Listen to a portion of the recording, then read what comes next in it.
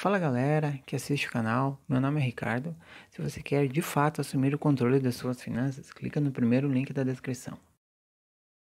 Ô Wendel, agora conta pra mim, irmão, o seguinte, quem é o Wendel Carvalho por trás das câmeras em relação ao business? Sabe, a mentalidade do Wendel como empresário, como líder, como business maker. Fala um pouquinho de como você é no seu dia a dia, da sua rotina com o time e tal, né?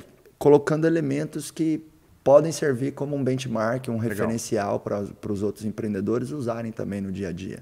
Bom, o que acontece? A minha carreira e meu negócio mudou muito nos últimos 3 anos para cá, 4 anos para cá. Então tem 16 anos que eu sou treinador comportamental, meu negócio é educação. Passei 8 anos sem internet e agora 8 anos com a internet, nesses 16 anos. Os primeiros 8 anos era o seguinte, comecei sozinho, era só eu. E eu comecei a montar uma equipezinha comercial lá atrás, de 2, 3 pessoas, a gente panfletava. Quando tinha uma graninha, botava uma placa de outdoor avisando que ia ter o treinamento de gestão do tempo, foco e disciplina, ia ter o curso de sei lá o quê, né? E a gente fazia essa prospecção. 30, 40 dias para botar 30 alunos numa sala. Então, assim, muito esforço, né, para conseguir ter aquele resultado ali. Modo tradicional pra caramba. 8 anos assim, né? Mas eu estava intimamente ligado, aquilo tudo estava intimamente ligado às minhas crenças de merecimento. Não me via merecedor com uma sala com 500 alunos, 1.000 alunos, 3.000 alunos. Logo, eu nem buscava outras formas de expandir. Era o que acontecia. Então, tinha um tipo de gestão ali, que era muito uma gestão de confiar nas pessoas. Não, você chegou, isso aqui eu confio em você, vai lá, faz o teu melhor e tal. Isso é uma idiotice, uma burrice. Você precisa treinar, acompanhar e aí depois você confia no treinamento, no processo que você deu para aquela pessoa. Boa. Eu era ingênuo demais com isso, né? E essa ingenuidade, isso te afasta da prosperidade, isso te afasta de construir uma coisa sólida. Né? O ingênuo, ele tem que confiar na capacidade que foi passada para a pessoa. Tem que confiar no background que aquela pessoa tem, confiar no processo que foi definido. Eu não tinha nada disso. Tanto que a gente cresceu, na verdade a gente inchou, chegamos a 70 e poucas pessoas em 6 estados. E o troço ruiu, porque não formava líderes, eu botava um maluco lá que tinha 5, 6 pessoas no time comercial dele, não tinha KPI, não tinha indicador, não tinha treinamento, não tinha nada. E aí era uma centopeia dislexa, eu brincava, né? Era cada perna para um lado e cada perna fazendo uma coisa. Eu tô imaginando aqui uma centopeia dislexia, né? O tanto que ela se atrapalha, o tanto que é embananada. Era isso daí, era, sei lá, muitas pernas e cada uma para um lado. E aquilo ali deu errado, aquilo ruiu, aquilo quebrou. E eu fiquei com um trauma de funcionário. Talvez vocês estejam ouvindo isso e vocês acreditam que funcionário é um mal necessário, uma desgraça. E não é, você só tem traumas. E eu passei exatamente por isso. Eu cheguei a ter 76 pessoas, quebrei e eu atribuí aquilo para o meu funcionário. Não, era a minha incapacidade de liderança e gestão. Era isso. Contratava errado, não acompanhava, não treinava e aconteceu aquilo. Então, assim, funcionário é um troço maravilhoso. Sabe, é maravilhoso. Formar líderes é um troço maravilhoso e tudo. Isso é incrível. E aí mudou tudo para mim, depois que eu tive essa clareza e o nível de consciência é diferente. E aí eu comecei, a partir daquele momento, eu fui aprender o que precisava ser feito. E aí fui aprender a fazer tudo, tráfego, aprender a fazer página, aprendi a fazer tudo. Aprendi a fazer um lançamento completo, né, de um produto digital, que é você condensar um grupo de possíveis compradores para uma oferta e fazer a oferta com muita pressão ali. Eu aprendi a fazer isso do zero mesmo. Eu fazendo tudo com uma pessoa do meu suporte. Então a gente já fez lançamento, por exemplo, de 7 dígitos de lucro líquido, eu e uma pessoa da minha equipe. Eu fazia página, fazia copy, organizava os e-mails, fazia tráfego, fazia as lives, editava vídeo, fazia tudo. Metia a mão na massa. Metia a mão na massa. Aí o que começou a acontecer? Eu comecei a ficar orgulhoso disso. E aí mora uma desgraça. Porque eu comecei a falar, olha só o que eu consigo fazer. Eu e 2 pessoas da minha equipe, a gente consegue fazer lançamento de 3 milhões de reais. Eu e 4 pessoas da minha equipe, a gente consegue fazer lançamento de 5 milhões de reais. Olha só, eu tenho uma equipe pequenininha e tal. E eu comecei a perceber o quanto eu estava limitado naquilo ali. Quanto eu estava limitado em relação a, não tá pensando pequeno de fato, né? E inclusive foi um momento onde foi uma provocação do Pablo para mim. O Pablo Marçal, ele falou, cara, e se você tivesse um time muito maior? Que resultado você poderia propor? É o lance de você ser provocado. Está em ambientes que você é provocado. Então, a Karina, minha esposa, me provoca demais. A pessoa que eu mais sou grato pelas minhas mudanças é a Karina, minha esposa. E eu vou te provocar agora, viu? Vou ganhar de você no tênis daqui a pouco. Glória a Deus. Mas a amizade continua, tá, Wendel? Fica tranquilo. Tá bom. O resultado será postado no Instagram. Ai, veremos. E aí, enfim, a partir daquele momento eu comecei a falar, poxa, eu vou realmente construir um time maior, né? E a gente saiu de 9 pessoas, a gente tem com 45, 46 pessoas hoje, tem mais 20 e tantas vagas abertas.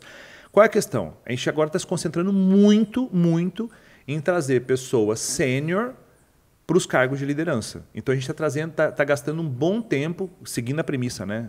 Recrute devagar e demita rápido, né? Uma coisa que eu demorei a entender, eu fazia exatamente o oposto, né? Recruta qualquer um aí, a gente vai vendo e tal. Então a gente está trazendo pessoas sênior para as funções e eu percebo o quanto eu fico mais tranquilo com isso. É óbvio que agora existe uma transição, que talvez tenha alguém que esteja passando em casa, que é uma transição muito difícil, que é o seguinte, antes com 9 pessoas rodava mais tranquilo do que agora com 40 e pouco.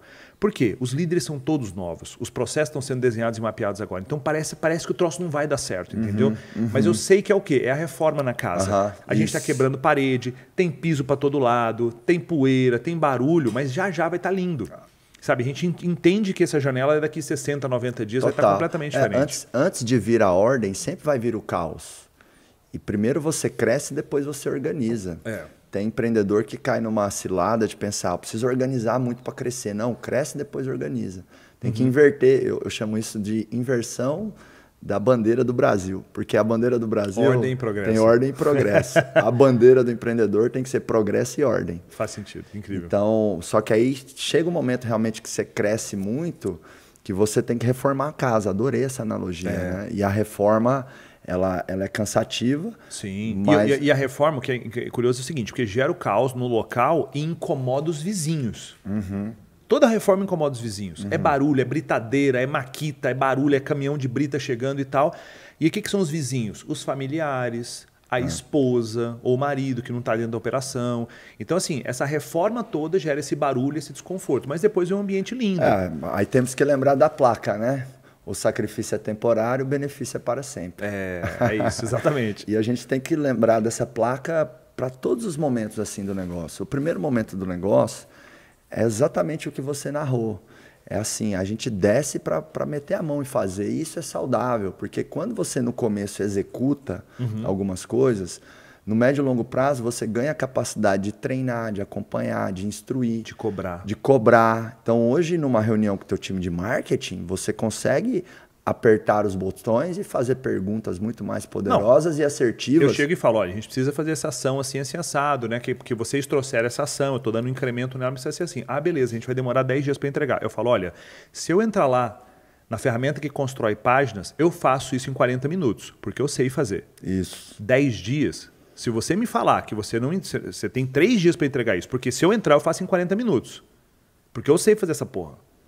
Aí você vê o cara engolindo seco do outro lado do Zoom, assim, ele fala, não, faz todo sentido, a gente vai fazer e tal. Então, assim, existe esse benefício. Existe. É óbvio que não é algo para ser... então eu tenho que aprender a fazer tudo para poder cobrar? Não. Mas... É assim, construir a empresa é que nem construir um prédio. E tá tudo bem você começar como pedreiro. Você só não pode ser o pedreiro para sempre. Durante a jornada, você tem que ir se transformando no arquiteto e no engenheiro. Sim. Por quê? O pedreiro ele é remunerado para fazer. O arquiteto e o engenheiro são mais remunerados para pensar. E o pensar sempre monetiza mais do que o fazer. Existe, né, uma provocação que muitas vezes a gente escuta, que é assim, o mundo é de quem faz. O mundo não é de quem faz. O mundo é de quem gerencia e de quem lidera. Grandes impérios, empresas centenárias ou negócios multimilionários foram construídos não porque as pessoas são boas de fazer, mas porque as pessoas são boas de fazer os outros fazerem. Sim. Porque se você for somente na sua limitação de você fazer, não vai dar para você fazer um grande impacto. Mas você cria E outra coisa, não dá um impacto e que você cria um ambiente caótico. Porque uma das coisas que é mais tesão você trabalhar numa empresa, pensando como funcionário, é uma empresa que tem organização, que está claro. Porque se o cara está num ambiente caótico, ele não sabe quem manda no quê, ele não sabe qual é a prioridade do quê, ele não sabe como fazer as coisas, ele só recebe comida de rabo porque não está descrito um processo. É insuportável trabalhar ali. E aí, naquela empresa, você tem um puta turnover. Então, se eu sei que, por exemplo, eu tenho que parar de fazer, porque se eu estou fazendo alguma coisa, eu paro de botar as pessoas no lugar certo para fazer. E se eu tenho pessoas no lugar certo fazendo, eu tenho ordem. E ordem faz o lugar ser agradável de trabalhar. E muitas pessoas estão criando ambientes que são insuportáveis, não é nem porque o líder é um carrasco, é porque o líder é a porra de um operacional que ele fica o tempo todo lá e ele não para poder criar um ambiente organizado. Perfeito. Entende? Essa organização ela vai criar um efeito que eu chamo de segurança psicológica. E a segurança psicológica é fundamental para o desempenho. É como se fosse... Precisa existir um equilíbrio entre cobrança e segurança psicológica. Então, você tem que ter um ambiente que cria tensão e pressão. Com desafios, com metas, com desafios, com projetos, né, com cobranças. E eu digo que para fazer isso, muitas vezes a gente precisa colocar o chapéu do pai, a figura arquetípica do pai, né? Porque o pai corrige, o pai se posiciona, o pai traz a disciplina, né? O pai diz não, o pai cobra a nota, cobra a entrega. Só que aquele pai dos anos 70, né? Porque esse pai ultimamente é um pai meio Nutella. Ele né? tá muito casquinha de ovo, tá né? muito casquinha de ovo, muito Nutelinha. Quem tá fazendo isso é mais a mãe, né? Então é a figura arquetípica do pai dos anos 70. Vai lá. Mas a empresa também tem que saber ser mãe, perdoar, valorizar, reconhecer. Isso. Né? Então, assim, quando tem quando tem muito conforto no ambiente, é preciso criar tensão. Quando tem muito caos, é preciso criar distensão. Isso. Então, o empresário ele tem que estar sabendo criar na empresa uma energia de tensão, de cobrança e também uma energia de distensão, de valorização. E as empresas geralmente erram porque elas não equilibram essas duas energias. Sim. Ou tem tensão, cobrança, caos, desordem, comida de rabo o tempo todo demais. E aí quebra. Quebra por conta da tensão ser muito grande. Porque né? não tem segurança psicológica nenhuma. Ou você tem ambientes que são muito permissivos. Eu já fui em empresa que, cara, parecia tipo um encosto do INSS. Você conversa com um gestor, com outro tal. Aquele tá ruim, esse tá ruim e tal. Eu falei, há quanto tempo esse cara tá aqui? Não, 6 anos. E por que ele não foi demitido? Não, aqui a gente não gosta de demitir. Né? Mas e como que vocês aqui, por exemplo, têm critérios para poder promover pessoas? Não tem critérios. Um é amigo de fulano, outro é familiar de fulano. Então, a sua empresa ela tem que saber ser pai. Você tem que saber com a sua empresa fazer com que a empresa seja pai e seja mãe.